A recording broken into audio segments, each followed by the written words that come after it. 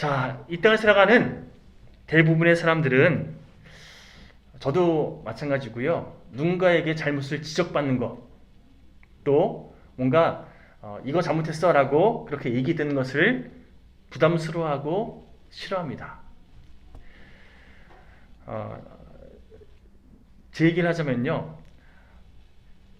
저의 잘못을 지적받는 것, 또 너 이거 부족해, 이거 고쳐야 돼, 이런 이야기 듣는 것에 대해서 요즘 많이 좋아졌음에도 불구하고 그래도 싫어요.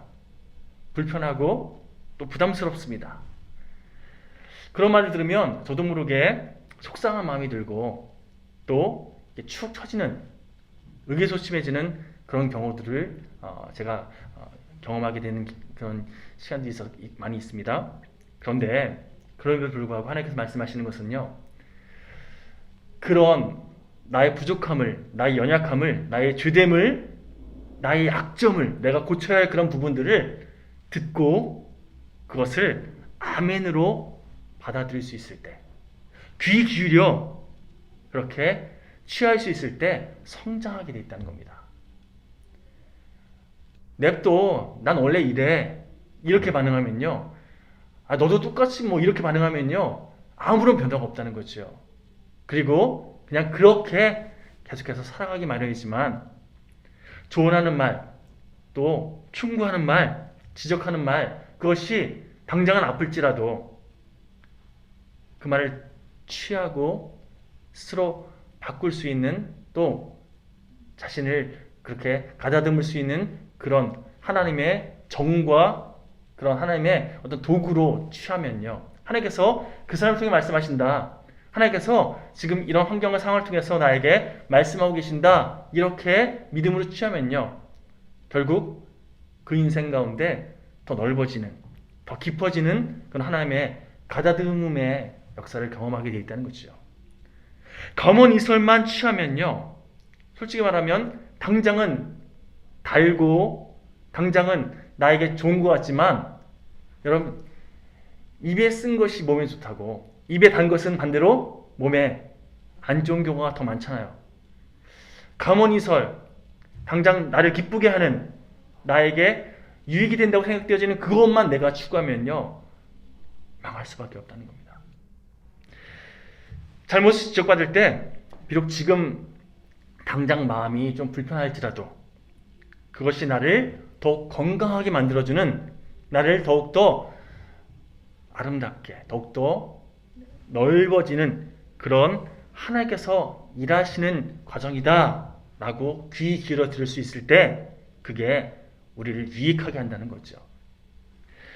시편 78편 오늘 함께 봉독한 이 본문은요, 이스라엘 백성들 입장에서는 정말 듣기 싫은, 그들의 잘못을 지적하는, 그들의 그동안의 잘못된 삶을 책망하는 그런 말씀이다 보니까요, 실제로 이스라엘 백성들은 이 시편 78편 말씀 별로 듣기 싫어했다고, 이 말씀 별로 잘 묵상하지 않았다고 그런 이야기를 들은 적이 있습니다. 우리가 그동안 잘 살아왔다, 너희들 잘했다, 우리 그런 얘기 듣기 싶어 하잖아요. 그거 당장은 나에게 달고 나에게 나의 기분을 좋게 하는 그런 말이 될 수는 있지만 진정으로 나에게 유익한 말은 아닐 수 있다는 겁니다. 물론 격려 필요합니다. 칭찬 필요해요. 그런데 그것만 추구할 경우 그 사람은 성장하지 못한다는 거죠. 하나님께서 안타까운 심정으로 시편 78편 1절을 통해서 이렇게 선포하십니다. 제가 봉독해 드릴게요. 내 백성이여, 내 율법을 들으며 내 입의 말에 귀를 기울일지어다. 쉽게 말하면, 얘들아, 제발 좀 귀 기울여 들어라. 내가 너에게 선포한 그 말들, 말씀들, 제발 좀 영의 눈을 들어서, 영의 귀를 열어서 제발 좀 귀 기울여 들으라는 거예요. 하나님의 음성에 그렇게 믿음으로 반응하는, 바르게 반응하는 인생 되라는 겁니다. 그렇지 않으면요, 성경이 계속해서 우리에게 말하는 것은, 이런 표현 별로 안 좋아하는데 근데 성경이 표현하는 그대로 그런 인생은 망할 수밖에 없다는 거예요. 시편 78편 제목에 보면요, 아삽의 마스길이라는 제목이 붙어 있죠. 이 마스길은요, 교훈적인 내용을 담고 있는 시라는 그런 의미가 있습니다. 한마디로 아삽이라는 사람이 후손들에게 또 그 당시에 사는 사람들에게 주는 교훈적인 내용을 담은 시라는 뜻이죠. 특별히 어떤 교훈적인 내용인가? 이스라엘 백성들이 하나님의 말씀을 어기고 하나님의 뜻을 그렇게 바르게 분별하지 못하고 자기 소견에 오른 대로, 자기가 맞다고 생각하는 대로 그렇게 살아갔을 때 하나님께서 어떻게 징계하셨는지, 아니 그들이 하나님께 징계받은 게 중요한 게 아니라 그들의 삶의 결과가 어떤 결과를 향해 나아갔는지, 그리고 하나님께서 그럼에도 불구하고 그들을 얼마나 사랑으로 계속해서 품어주셨는지. 너희들 그러니까 조상들의 또 너희 선배들의 그런 잘못된 길을 쫓아가지 말고 제발 그 전철 밟지 말고 하나님께서 원하시는 길, 하나님께서 기뻐하시는 믿음의 길을 바르게 걸어갔으면 좋겠다. 이런 교훈을 주고 있는 시가 바로 오늘 함께 우리가 봉독한 시편 78편의 내용이라는 겁니다. 오늘 시편 78편 내용을 쭉 묵상하면서 문득 사도행전에 기록되어 있는 스데반 집사의 설교 내용이 오브랩됐습니다. 내용이 비슷해요. 물론 똑같진 않지만 결과적으로 이스라엘 백성들의 역사를 쭉 이야기하면서 그 역사가 어떤 역사입니까? 하나님의 뜻에서 계속해서 멀어지는, 끊임없이 하나님 앞에서 죄를 지었던 스데반이 그런 이스라엘 백성들을 고발하고 그들에게 그런 너희들을 위해서 하나님께서 예수 그리스도의 복음의 십자가의 능력을 너희들에게 그렇게 허락하셨다, 이런 말씀을 선포하니까 유대교 지도자들이 그렇게 그 말 안 들으려고 막 광분하면서 저 사람을 돌려쳐라. 결국 스데반이 순교당하잖아요. 가만 보면 이 이스라엘 지도자들처럼 우리 자신을 돌아보면 때때로 다른 사람들의 이야기 안 듣고 싶으면요, 그 사람이 입을 막아서라도 그렇게 그 이야기 듣지 않으려고 애쓰는, 뭐 행동을 옮기지 않는다 할지라도 마음으로 아우 듣기 싫어, 어떻게 안 들을래, 이렇게 반응하는 그런 우리들의 모습이 사실은 유대 지도자들의 모습과 별 차이가 없는 그런 우리의 모습. 우리 자신을 좀 돌아볼 필요가 있다는 거죠. 유대교 지도자들 왜 저래가 아니라 나도 행동으로는 이렇게 하지 않을지라도 마음은 이렇게 다른 사람들에게 반응할 때가 참 많았지. 이렇게 말씀을 우리 자신에게 비출 때 결국 우리 삶 가운데 하나님께서 원하시는 진정한 회복이, 성장이, 성숙이 일어나게 되어 있는 줄 믿습니다. 여러분, 어떤 말이든지 하나님의 음성으로 받아들일 때, 장로님을 통해서 혹은 권사님을 통해서, 저보다 어른들이니까 그런 거라고요? 아니요. 저의 딸들을 통해서라도 하나님께서 정말 나보다 연약한 자들의 그런 입술을 통해서 말씀하시는 그 하나님의 대언자라고 내가 그렇게 믿고 들을 수 있을 때, 여러분 그 말은요, 나를 성장시키는 정말 하나님의 음성이 되는 줄 믿습니다. 오늘 본문 6절에서 8절까지 말씀 우리 다시 한번 한 목소리로 봉독해 보겠습니다. 자, 6절부터 8절까지 시작. 이는 그들로 후대 곧 태어날 자손에게 이를 알게 하고 그들은 일어나 그들의 자손에게 일러서 그들로 그들의 소망을 하나님께 두며 하나님께서 행하신 일을 잊지 아니하고 오직 그의 계명을 지켜서 그들의 조상들 곧 완고하고 패역하여 그들의 마음이 정직하지 못하며 그 심령이 하나님께 충성하지 아니하는 세대와 같이 되지 아니하게 하려 하심이로다. 뭐 내용이 굉장히 복잡하게 기록되어 있지만 이 8절 말씀을 제가 세 번역으로 다시 한번 읽어드리겠습니다. 조상들처럼 반역하며 고집만 부리는 세대가 되지 않도록 마음이 견고하지 못한 세대, 하나님을 믿지 아니하는 세대가 되지 말라고 하셨다. 너희들 그 하나님께 죄를 지었던 그런 조상들처럼 마음이 견고하지 않은, 고집만 부리는, 반역하는 그런 세대가 되지 않도록 그렇게 가르쳐야 되고, 아니 너희들이 그렇게 살아가야 된다. 오늘 시편 78편이 그렇게 우리에게 선포하고 있다는 거죠. 제발 그러지 말라는 거예요. 계속해서 본문 11절부터 18절까지 말씀 보시면요, 제가 쭉 봉독해 드릴게요. 여호와께서 행하신 것과 그들에게 보이신 그의 기이한 일을 잊었도다.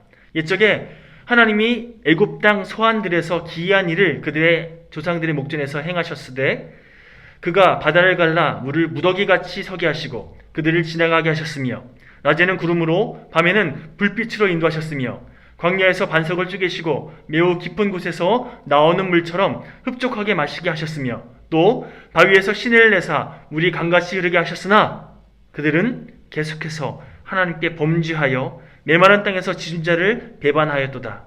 그들이 그들의 탐욕대로 음식을 구하여 그들의 심중에 하나님을 시험하였으며.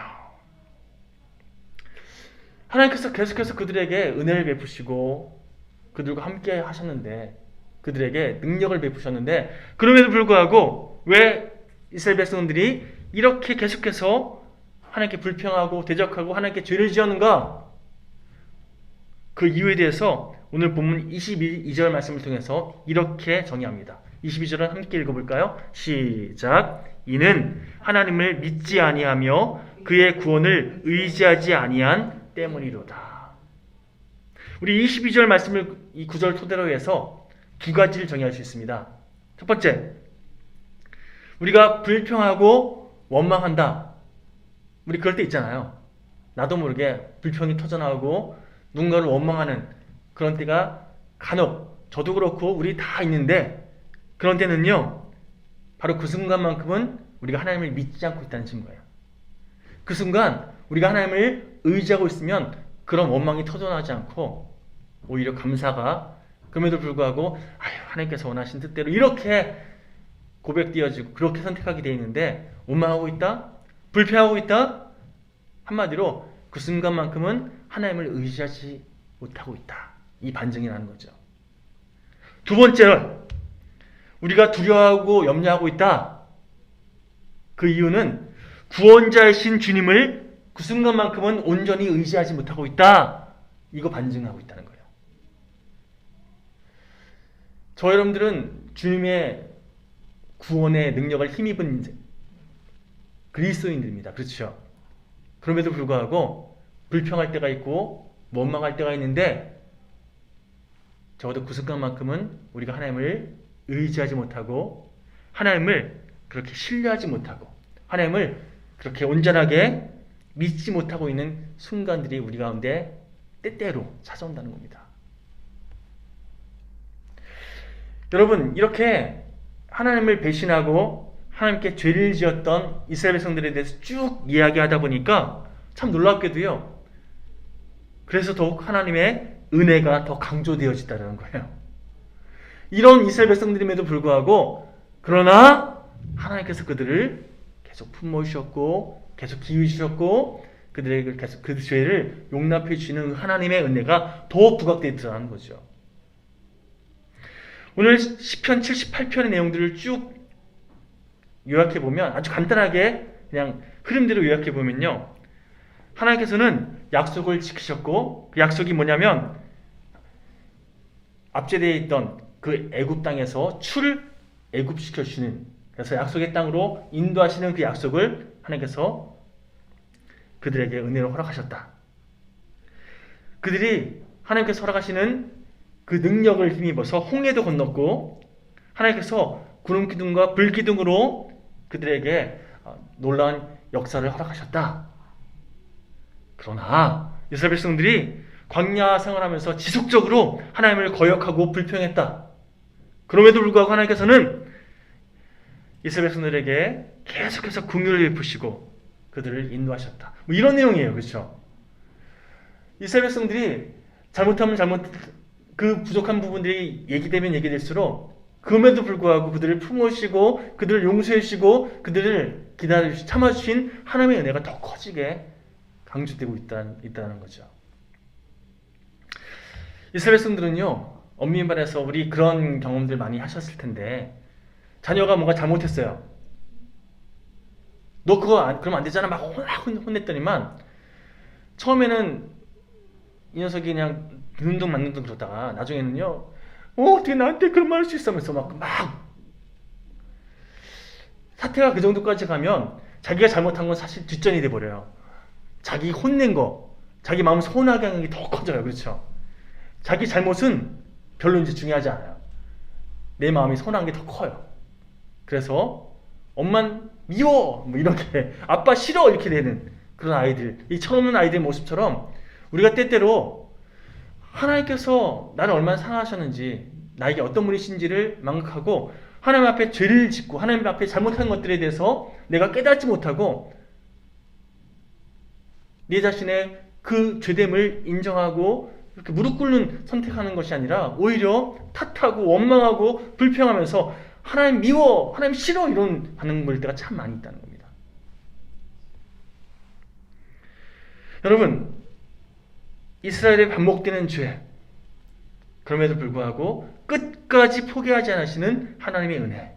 제가 이 끝까지 포기하지 않은 하나님의 성품에 대해서 헤세드란 단어로 설명드렸죠. 인애라고, 성경에는 인애라고 이렇게 해석되고 있는데, 끝까지 참아주시는 그 하나님의 사랑이 우리에게 있기에, 우리와 함께하고 있기에 저 여러분들이 이렇게 살아갈 수 있는 거 아니겠습니까? 저희 장모님이요, 제가 한참 저희 큰딸이 뭔가 좀 사춘기 때문에 좀 계속해서 뭔가 잔소리가 이렇게 저도 모르게 딸에게 하는 것을 보면서 장모님이 그런 말씀 하시더라고요. 아유, 계속해서 딸에게 뭐 보이는 대로 잘못한 걸 계속 얘기하려는 그런 태도로 하나님께서 만약 이 목사한테 그렇게 말씀하고 지적하셨다면 감당할 수 있겠나? 아니, 하나님께서 참아주시니까 하나님께서 기다려주시고 아무 말씀 안 하시고 그렇게 묵묵히 우리 기다려주시니까 그러니까 우리가 살아갈 수 있는 거 아니겠는가. 동일한 마음으로 딸 좀 기다려주게, 좀 참아주게. 10번 얘기하고 싶을 때 그냥 한 번만 얘기하고 말게. 제가 그 얘기 듣고 나서요, 아 그렇구나 정말. 예레미야서를 통해서 이스라엘 백성들에게 하나님께서 이렇게 말씀하셨습니다. 예레미야 29장 11절 말씀 제가 봉독해 드리겠습니다. 여호와의 말씀이니라. 너희를 향한 나의 생각을 내가 아나니 평안이요 재앙이 아니니라. 너희에게 미래와 희망을 주는 것이니라. 지금 당장 원망 나오고 불평 나오는 그 상황과 환경, 사실은요 하나님께서 나를 더 유익하게 하시기 위한 그런 과정들임을 깨달으라는 거예요. 더불어 잠언 29장 17절 말씀, 잠언 29장 17절 말씀 제가 한 번 더 봉독해 드리겠습니다. 네 자식을 징계하라. 그리하면 그가 너를 평안하게 하겠고 또 내 마음에 기쁨을 주리라. 징계하라. 막 너 잘못했다고 막 그렇게 제가 사춘기 한참 있던 제 딸에게 막 보일 때마다 막 그렇게 잔소리해라 이런 게 아니라 잘못한 거 깨닫게끔 도와주라는 거예요. 그렇죠? 여러분, 하나님께서 이런 마음으로 계속해서 말씀하고 계신다. 우리에게 역사하고 계신다. 우리가 함께 묵묵한 78편은요. 이 가치관으로, 이 마음으로 계속해서 이스라엘 백성들의 잘못된 그 역사를 계속 얘기하면서, 그럼에도 불구하고 하나님께서 우리를 어떻게 사랑하고 계신지를 언급하는 그런 흐름이라는 거죠. 여러분, 우리가 함께 봉독한 시편 78편 내용은요, 그런 의미에서 비단 이스라엘 백성들만의 이야기가 아니라 지금을 살아가는 우리 자신들에게 주시는 하나님의 말씀으로 아멘 받고 취할 때에 우리 또한 잘못된 길이 아니라, 하나님과 어긋난 길이 아니라 하나님과 더 가까워지는 그 방향을 향해 나아가게 될 줄 믿습니다. 여러분, 중요한 사실은요, 하나님께서 야곱의 12아들들 가운데 특별히 장남도 아니었던, 어떻게 보면 좀 문제 있었던 유다는요, 자신의 며느리였던 다말과 쉽게 말하면 좀 불륜 관계로 그렇게 자식을 낳았던, 인간적으로 좀 약간 문제가 있는 사람이었어요. 그런 허물이 있는 유다를 하나님께서 택하셨습니다. 그렇죠? 다윗도, 이스라엘 백성들은요, 다윗의 별 하면서 가장 찬란했던 우리의 역사, 이렇게 생각하면서 다윗을 아주 멋있게 그렇게 생각하지만, 사실 다윗은요, 인간적으로 생각했을 때 간음죄에 또 살인죄까지, 살인교사죄죠, 어떻게 보면. 그렇게 범죄자예요, 범죄자. 그런 범죄자를 하나님께서 택하셔서 그를 통해 이스라엘 백성들에게 가장 찬란한 그런 영광을 허락하셨다? 뭘 우리가 깨달을 수 있습니까? 하나님은요, 저리가 자격 없는 자를 택하셔서 하나님의 은혜를 우리에게 흘려보내시는 은혜의 하나님이시다. 능력이 사람에게 있는 것이 아니라 오직 하나님께 기인된다. 이것을 깨닫게 하시려고 여러분, 유다 족속 그리고 다윗의 혈통으로 역사하신 거 아니겠습니까? 물론 유다는 유다 나름대로 그의 삶 가운데 어떤 사건을 계기로 하나님과의 관계가 회복됐어요. 그래서 그가 하나님 앞에서 뭔가 자기의 가족들과의 어떤 문제가 있을 때 책임지려는 그런 태도가 있었기에, 또 다윗 나름대로 하나님과 계속 깊이 있게 교제하는 그런 믿음의 선택이 있었기에 하나님께서 그들의 삶을 택하셔서 역사하신 건 물론 있지만, 제가 이 얘기를 왜 하냐면요, 하나님의 은혜 굉장히 중요합니다. 그 은혜가 있기에 우리가 이 자리에 있을 수 있는 거잖아요. 그런데 그 은혜만 있으면 안 되고요, 거기에 더해서 우리의 결단이 함께 아우러질 때, 유다가 하나님께서 택하신 유다 혈통이 될 수 있었고, 다윗이 하나님께서 정말 아름답게 사용하시는 그런 다윗의 혈통으로 쓰임받을 수 있었던 것. 여러분, 그런 의미에서 하나님께서 찾으시는 그런 사람은 그 마음 가운데 하나님의 은혜를 사모하는, 그 은혜를 붙잡고 살아가는 인생인 줄 믿습니다.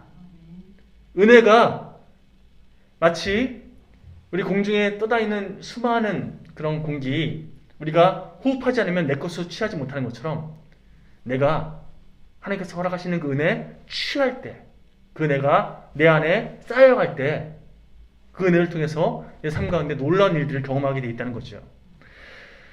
여러분, 이 시대는요, 은혜의 사람이 필요한 시대입니다.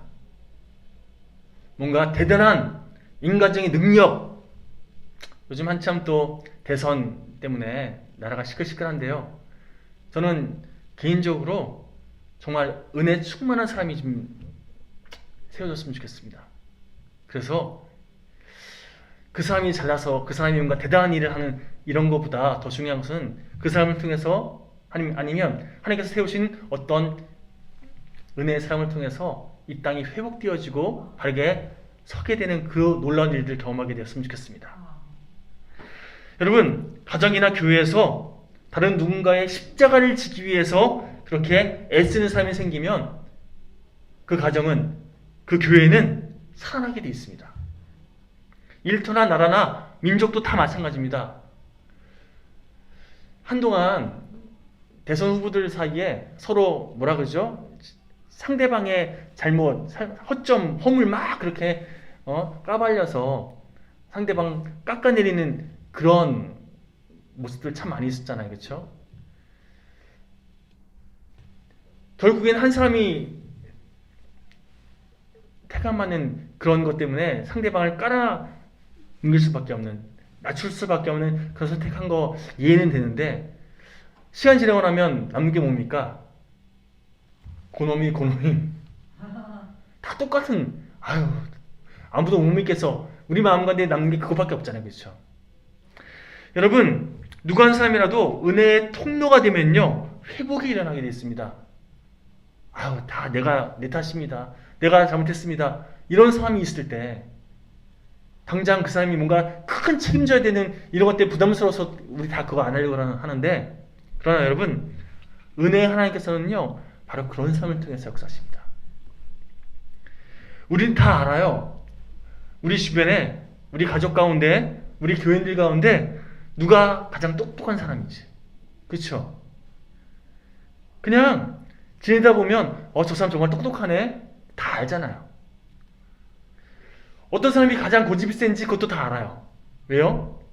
겪다 보니까 이 사람 고집 세네. 저 사람 정말 고집불통이야. 다 알잖아요. 그렇죠? 마찬가지로 누가 제일 은혜로운 사람인지 사실 인간은 다 알 수 없는 건 사실이지만 그러나 어느 정도는 다 알잖아요.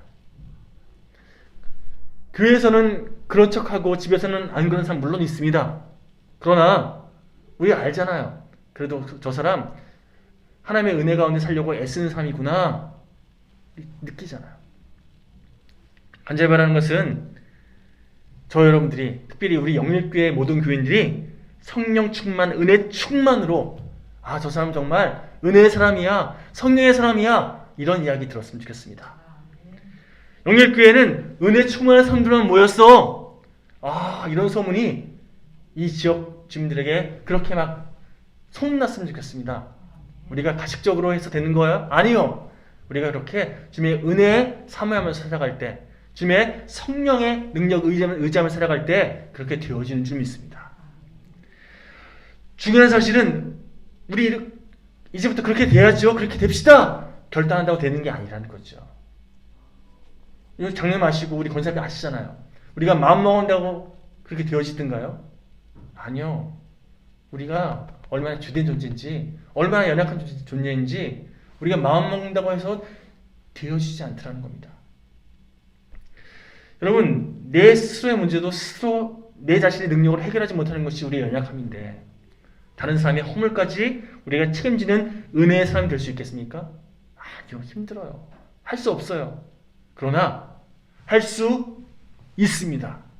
나는 할 수 없지만, 우리는 할 수 없지만, 그러나 넘치도록 은혜를 충만하게 역사하시는, 은혜의 핵심이신, 은혜를 허락하시는 하나님 안에 우리가 거할 때 하나님께서 우리를 통해 그렇게 행하신다는 겁니다. 여러분, 문제는요, 받은 은혜가 없는데 마치 물 없는 마른 개천에서 물 뜨려고 해봤자 아무것도 나오지 않으니까 박박 그는 소리밖에 안 나는 것처럼 받은 은혜가 없는데, 은혜가 다 메말랐는데, 하나님의 함께 하심에 대한 확신이 없는데 우리의 노력으로, 우리의 열심으로, 우리의 어떤 가식으로 그것을 막 있는 것처럼 사는 사람 앞에 서 있으려 해봤자 남는 것은 공허함과 허탈함밖에, 또 문제투성이의 결과밖에 남지 않는 그런 교회, 껍데기에만 남는 교회. 여러분, 적어도 우리 영일교회는 그런 교회가 되지 않아야 되지 않겠습니까? 여러분, 바다보다 더 깊은 하나님의 은혜를 경험하고 그 은혜를 흘려보내는 그런 우리 모두가 되길 다시 한번 간절히 주님의 이름으로 축원합니다. 제가 이번 주간에 책을 하나 읽다가 척 콜슨이라는 분이 쓴 누가 하나님을 대변할 것인가 라는 책의 어떤 내용을 서머리한 영상을 본 적이 있어요. 이 책을 한번 꼭 사서 읽어봐야겠다는 생각이 들더라고요. 내용이 이래요. 미국의 대법관인 윌리엄 본 트레이저라는 분 이야기, 그 에피소드를 소개하는데, 이분이 미국은요, 대법관 종신직이에요. 명예직이고, 미국인들이 가장 존경하는 직업 중에 하나가 대법관, 그리고 군인, 이런, 쉽게 말하면 공공의 유익을 위해 헌신하는 사람들 굉장히 존경하고 존중하는 그런 문화잖아요.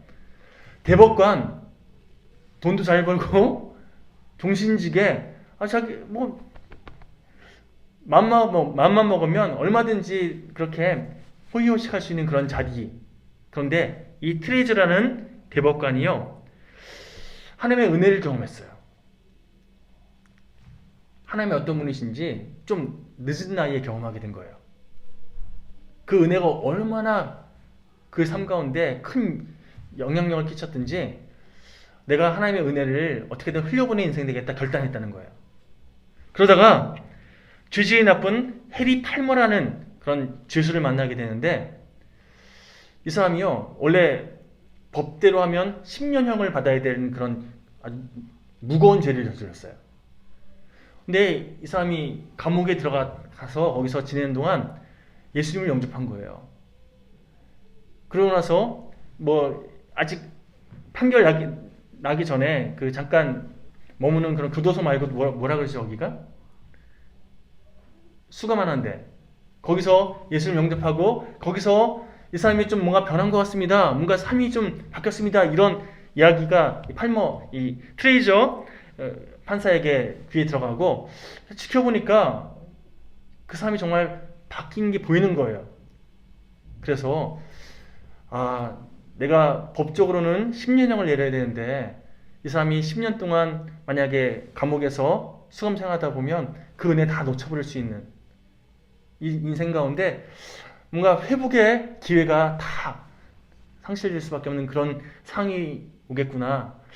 어떻게 하면 좋지? 이런 고민하게 됐다는 거죠. 그래서 원래 그러면 안 되는데 10년형이 판결돼야 되는데 1년형이 판결했다는 거예요.